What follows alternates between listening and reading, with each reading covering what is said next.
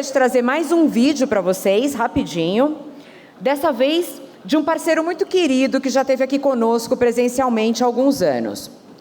O Rhodris Davies é um estudioso da filantropia, de questões da sociedade civil e bastante interessado em tecnologia.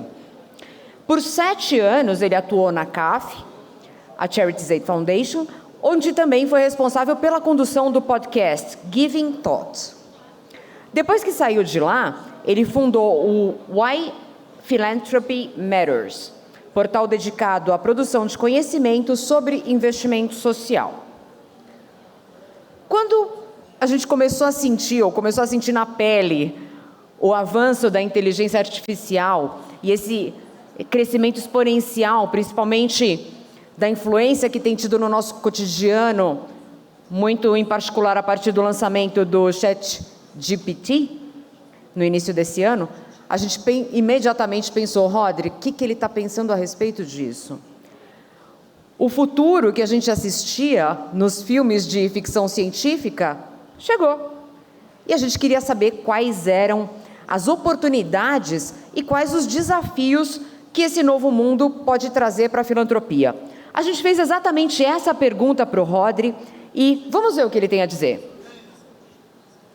Hello, my name is Rhodris Davies and I'm the founder and director of the think tank Why Philanthropy Matters. I want to talk to you briefly about an area of work that I've been working on for a number of years now around the impact that artificial intelligence, or AI, will have on philanthropy and civil society. I think we're all increasingly aware that AI is coming to have an impact on our lives in many different ways and is going to have an even bigger impact in years to come. But I still think we need to think through far more clearly what that impact will look like in the field of philanthropy and on civil society more broadly. And I think there are a few different ways of thinking about this that I think are useful. The first is around the way in which philanthropic organizations and civil society organizations themselves can make use of artificial intelligence potentially. Now, some of that is about directly using AI techniques and tools like machine learning and generative AI to address social and environmental problems directly, so kind of in line with philanthropic organizations' missions. And there is already a small but very healthy field of tech for good or AI for good initiatives that seek to do this. And some of them are really exciting.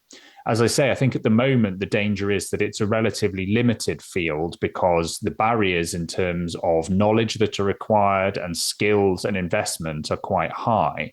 And if we want to expand this field further and to try and harness the potential of AI, we need to look at ways of getting more money in from funders and more partnerships between civil society organizations and the tech sector, where some of these skills and resources are to be found. And also, I think there are limiting factors in terms of things like the availability of data, where you need data in order to be able to use many of these AI tools and techniques. And in some of the areas in which civil society works, unfortunately, there's still a long way to go to get the data to the point where it's even possible to start. So I think there is a lot more to be done there around data more broadly.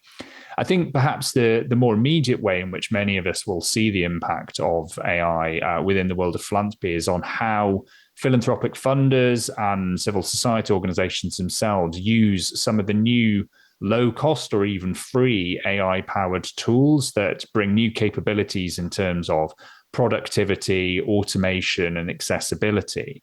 And here we're all keenly aware, I think, of the power of new generative AI tools like ChatGPT around text and things like DALL-E when it comes to image generation.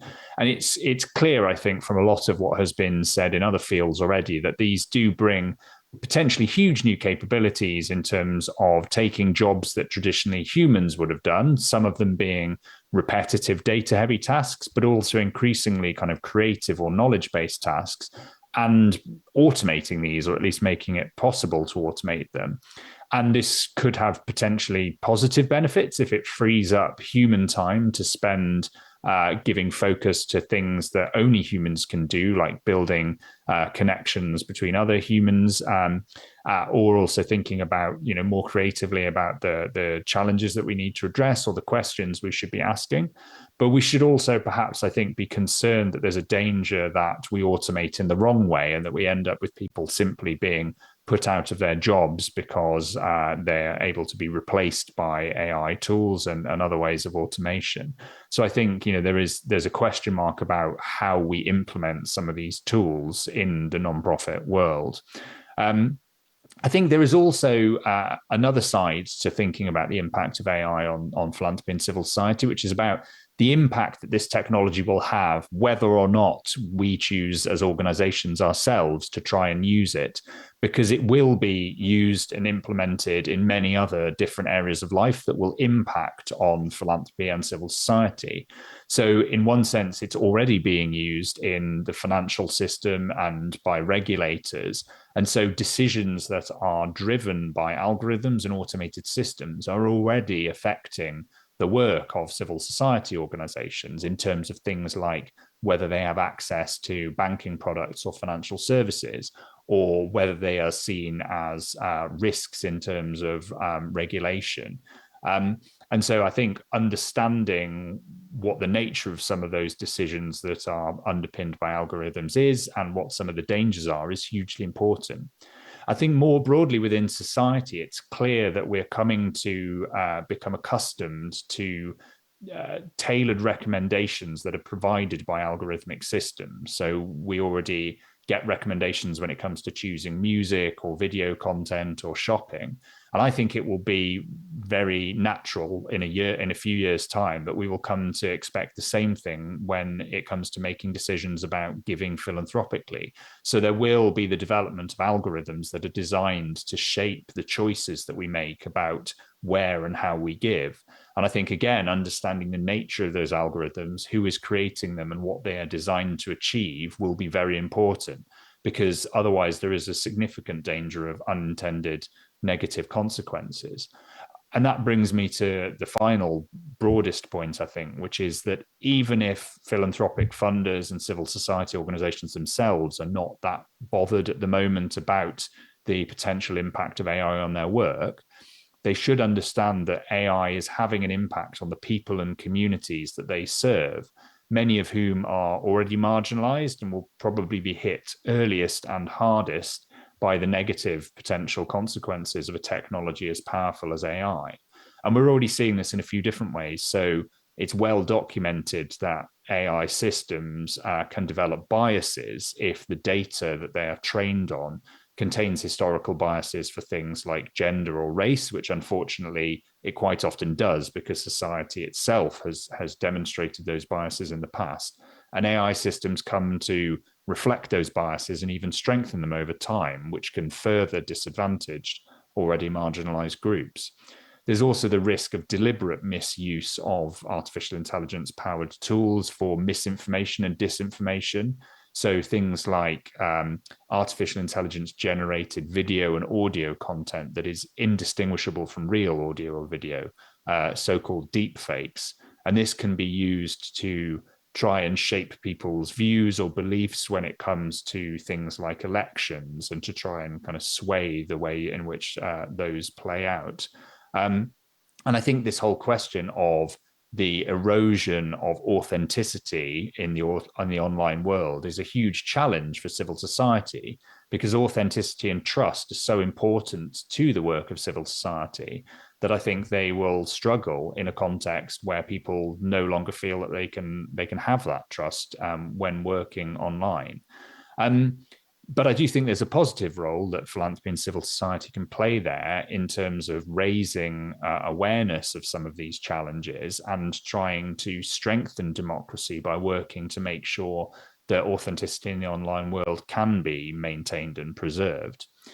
I think finally, the other question that is important for philanthropy at the moment is how it responds to the challenges of artificial intelligence and how it understands those. And I think this is going in two different directions, and it's causing quite a lot of debate. On the one hand, there are people who believe that the biggest challenge around artificial intelligence is the so-called existential risk of superintelligent AI, essentially kind of deciding that it wants to take over from human beings and threatening us as a species. And many people within the effective altruism movement and around that movement are arguing that this is the thing we should be most concerned about, and that's where we should be putting resources. But other people would argue that actually the real challenge around AI is the more short-term, pragmatic, real-world impact that it will have, right here and now on people and marginalized communities around the world through things like misinformation and bias. And I think getting the balance right between those two things when it comes to addressing AI through philanthropy will be absolutely vital. Thank you very much.